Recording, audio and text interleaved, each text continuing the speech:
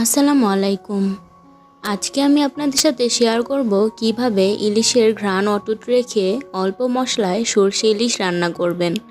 সবার আগে আমার ভিডিওটি পেতে চ্যানেলটি সাবস্ক্রাইব করে রাখুন। এখন আমি চুলায় একটি প্যান গরম করে তাতে সয়াবিন তেল দিয়ে দেব।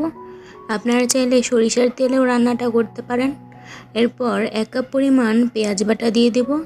পেঁয়াজ বাটাটা খুব ভালোভাবে ভেজে নিতে হবে। এরপর এতে আমি 1 টেবিল চামচ পরিমাণ কাঁচামরিচ বাটা দিয়ে দেব। কোনো প্রকার আদা রসুন এখানে ব্যবহার করা যাবে না, তাহলে ইলিশের গন্ধটা নষ্ট হয়ে যাবে। কাঁচামরিচ বাটাটা মেশানো হয়ে গেছে। এখন আমি 2 টেবিল চামচ পরিমাণ সরষে বাটা এতে দিয়ে দিব। আমি সাদা এবং লাল দুইটা সরিষাই নিয়েছি। আপনারা চাইলে যে কোনো এক ধরনের সরিষা দিয়ে রান্নাটা করতে পারেন। সরিষাটা খুব ভালোভাবে ঘ্রাণ ছড়িয়ে আসা পর্যন্ত ভাজা হয়ে গেলে সামান্য একটু পানি দিয়ে দিব, যেন মশলাটা পুড়ে না যায়। খুব ভালোভাবে কষিয়ে নিব।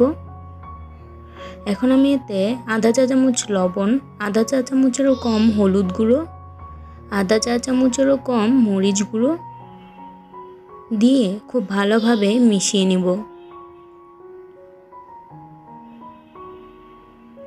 তেলটা ভেসে আসা পর্যন্ত মশলাটা কষিয়ে নিতে হবে। মশলাটা কষানো হয়ে গেছে। এখন আমি মাছগুলো দিয়ে দেব।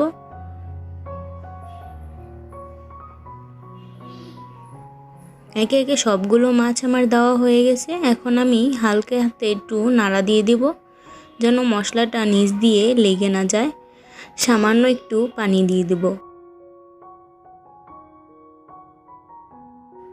হালকা হাতে নাড়া দিয়ে এখন আমি 10 মিনিটের জন্য ঢেকে রাখব, মিডিয়াম টু লো হিটে। ফিরে আসছি 10 মিনিট পর। আবারও হালকা হাতে মাছগুলো উল্টে দিতে হবে। খুব সাবধানের সাথে কাজটি করতে হবে, কারণ ইলিশ মাছ কিন্তু অনেক নরম হয়। সবগুলো মাছ উল্টানো হয়ে গেছে। এখন আমি সামান্য পরিমাণ পানি দিয়ে দিব।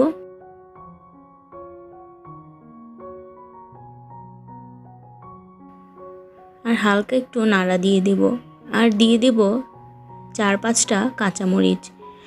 এটা ফ্লেভার ছড়াবে, কিন্তু ঝাল হবে না। এখন আবারও 10 মিনিটের জন্য মিডিয়াম টু লো হিটে ঢেকে রাখবো। 10 মিনিট পর আবারও হালকা হাতে মাছটা নাড়া দিতে হবে।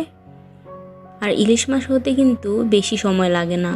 আমার মনে হয়েছে লবণের পরিমাণটা একটু কম ছিল, তাই আমি আরও আধা চা চামচ পরিমাণ লবণ এতে দিয়ে দিলাম।